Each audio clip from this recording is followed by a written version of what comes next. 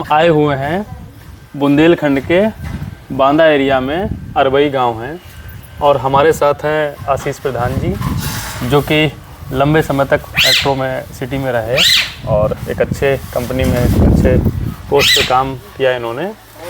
धन्यवाद आलोक जी, हमारा हमसे मिलने के लिए और हमारी व्यूज़ को लोगों तक पहुंचाने के लिए।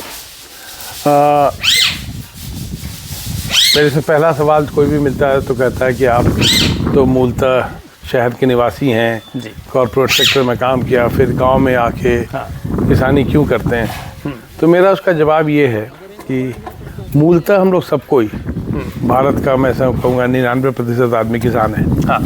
मूलतः मैं भी किसान हूँ। मेरे परदादा के आमदनी का एकमात्र स्रोत खेती था। पिछले 2-3 पीढ़ियों से हम लोग शहर में थोड़ा ज़्यादा रहने लगे, पर जब मुझे समझ में आया कि हमारी रूट्स और हमारी ज़रूरतों का समाधान गांव में ही है, तो मैंने गांव आने का फ़ैसला किया। और हालांकि 3 पीढ़ी जो हम लोगों ने खेती नहीं करी, तो हमारी जो पुश्तैनी ज़मीन थी वो बिका गई या इधर उधर चली गई। तो हमने दोबारा से ज़मीन खरीदी और खेती शुरू करी। खेती एक ऐसी चीज़ है जो कि 1-2 साल में सीखी नहीं जा सकती है। तो अब मेरी उम्र 60 साल हो गई है। 60 साल की उम्र में अगर मैं 10 साल 15 साल का ट्रेनिंग लूँगा तो समय ज़्यादा होगा।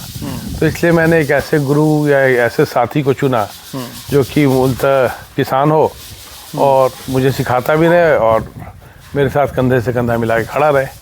तो ऐसे ही एक साथी मुझे बांदा में मिले, प्रेम सिंह जी, जो कि बिल्कुल मेरी उम्र के हैं, मेरे से 2-4 महीने छोटे हैं। उन्होंने भी मेरे तरह मास्टर तक की पढ़ाई की है, मेरे जैसे वो भी MBA हैं, पर वो करियर फार्मर है। जैसे हम करियर मैनेजर हैं, वो करियर फार्मर है। मतलब शुरू से उन्होंने खेती करी, तो उन्होंने हमें खेती भी सिखाया। और जो लोग अपनी गलतियों से सीखते हैं, वो गलती करने से पहले ही मुझे रोक देते हैं और मैं अपने सावधानियों से सीख रहा हूँ, तो थोड़ा जल्दी हो रहा है। तो इस तरीके से हम यहाँ आए।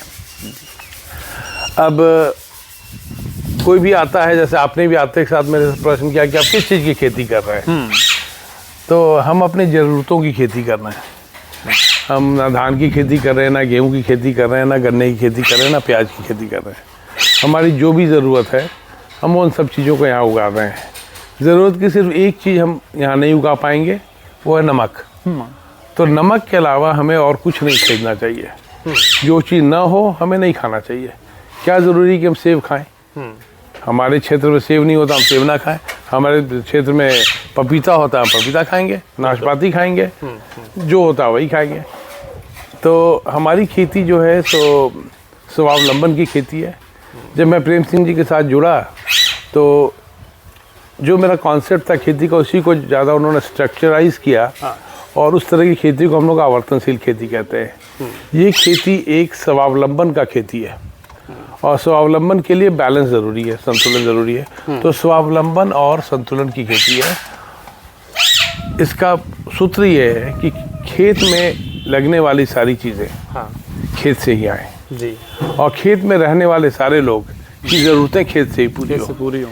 यानी कि हमारा घर खेत में हो, हमारा सारा खाना पीना घर खेत से आए। अब जब हम खेती करना शुरू करें और अब ये सोचे कि भाई इसके सब चीज़ यहीं से होने, तो सबसे पहले खाद चाहिए जी। खाद हम बाज़ार से नहीं खरीदेंगे तो जानवर रखेंगे। अगर जानवर रखेंगे तो जानवर के लिए चारा चाहिए। चारा भी हम बाज़ार से नहीं खरीदेंगे, तो हमें उनके लिए चारा उगाने की जगह चाहिए, उनको चरने के लिए जगह चाहिए। तो एक मॉडल बना कि पूरे खेत में 10% जलाशय हो, जिसमें हमारे सिंचाई में हम स्वावलंबी हो और उसमें मछली पाली जाए, ताकि जो यहाँ का बहुत सारा वेस्ट है वो उनके लिए इनपुट, उनका खाना है मछलियों का। और मछली वाले पानी की सिंचाई ज़्यादा उपजाऊ होती है। तो 10% में जलाशय हो। बाकी जानवर ज़रूरी है, तो जानवर कितने हो उससे जब अनुपात निकाला गया तो तकरीबन 1/3 जगह अपने खेत का हमें जानवरों के लिए छोड़ना पड़ेगा, जिसमें कि वो अपनी चारा होगा, चरेंगे, टहलेंगे, घूमेंगे। अब पेड़ भी हमारे लिए ज़रूरी है। अगर पेड़ नहीं होंगे तो चिड़िया कहाँ से आएंगे? इतनी चिड़िया तो हम पाल नहीं सकते। आप सुबह आते थोड़ा पहले तो आपको दिखाते इस तार पे और इन पेड़ पे हज़ारों तोते बैठे रहते हैं। अभी दिखे हमें तोते वहाँ पर अभी हमारे यहाँ पेड़ कम है। पेड़ और हो जाएंगे तो तोते आएंगे, चिड़िया आएंगे। और चिड़ियों का जो बीट है वो अपने आप में खाद है, जो कि गाय के खाद और दूसरे खादों से पूरा नहीं हो सकता है। पेड़ आपको आमदनी भी दे जाता है, क्योंकि सूखा फसलों में होता है, बगीचे में नहीं होता है। कभी सूखा बगीचे में नहीं पड़ता है। तो इसलिए अगला 1/3 हिस्सा हमें बगीचे के लिए जाता है। इसमें फलदार और इमारती और अदरवाइज हर तरह के पेड़ होते हैं। बाकी जो 1/3 बच गया वो हम इंसानों के लिए होता है, जिसमें हम अपने रहने का, अपने खाने पीने के लिए व्यवस्था करें। तो इसीलिए आपको हमारे यहाँ दिखेगा कि हम गेहूं भी पैदा कर रहे हैं, चना भी पैदा कर रहे हैं, जौ भी पैदा कर रहे हैं, अरहर भी पैदा कर रहे हैं। हमने खेत पे देखा तो यहाँ पे खेत पे हमें अलसी भी मिला, जौ मिला, चना मिला, गेहूं मिला, सरसों मिला। और उसके साथ साथ जो हम रास्ता की बात करें तो उसमें किनारे किनारे पूरा अरहर लगा हुआ है।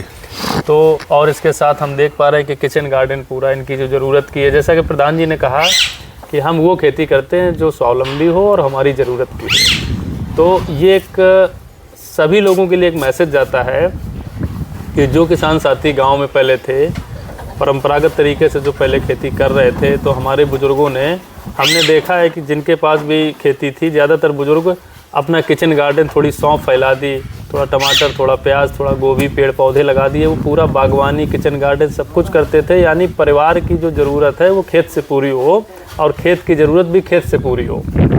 ये वाला मॉडल पहले चलता था। फिर धीरे धीरे हरित क्रांति आई। हरित क्रांति के बाद में फर्टिलाइज़र और ये सब आया। फिर ज़्यादातर किसान, पहले परिवार के लिए किसान खेती किया करते थे, अब कर रहे हैं बाज़ार के लिए। तो फंस गए मोनोक्रॉपिंग में। मोनोक्रॉपिंग की स्थिति ये है कि अगर गेहूं लगा है तो 50 बीघे में गेहूं लगा है, धान लगा है तो धान लगा है, लाही लगी, सरसों लगा है तो सरसों लगा है।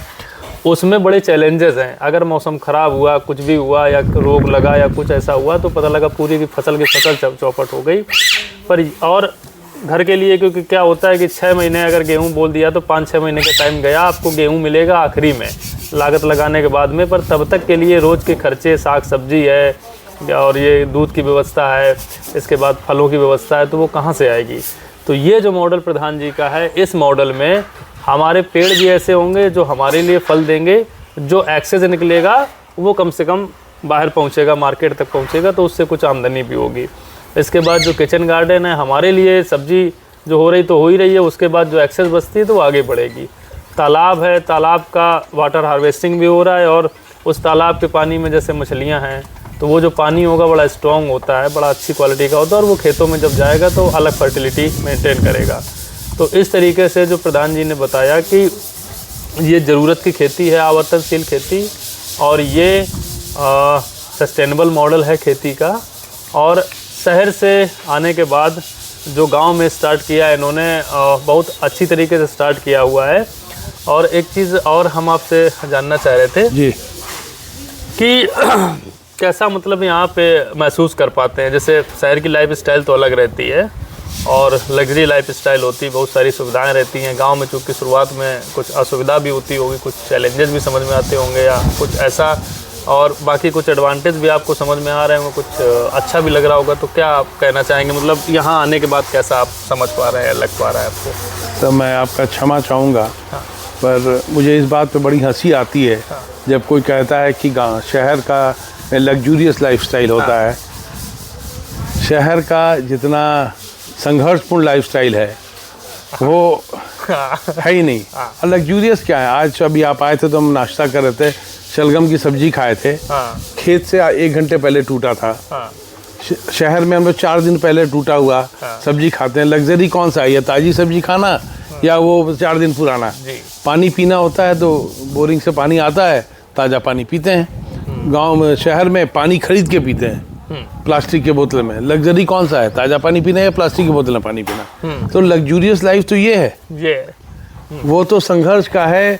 फ्रंट पे आदमी गया है सीमा पे लड़ाई करने, तो जो रसद वसद बांध के वहाँ मिलता है वही खाता है। वही खाता है, डब्बा बंद, हाँ, पैकेट डब्बा बंद, पैकेट बंद। बिस्लरी का कई दिन का पुराना। तो ये बहुत अच्छा मैसेज आपने दिया, और आपके इस मैसेज से लोग भी समझ पाएंगे कि हाँ, शहर की लाइफ लग्जरियस होती है कि गांव की लाइफ होती है। तो अभी आशीष जी का एक पूरा फार्म का हम एक वीडियो भी कवर करेंगे, वो भी हम इसमें जोड़ देंगे और आपको दिखाएंगे। तो हमें लगता है कि इनकी जो यात्रा है बहुत शानदार तरीके से बढ़ रही आगे, और आगे हम सबकी शुभकामनाएं हैं इस यात्रा में।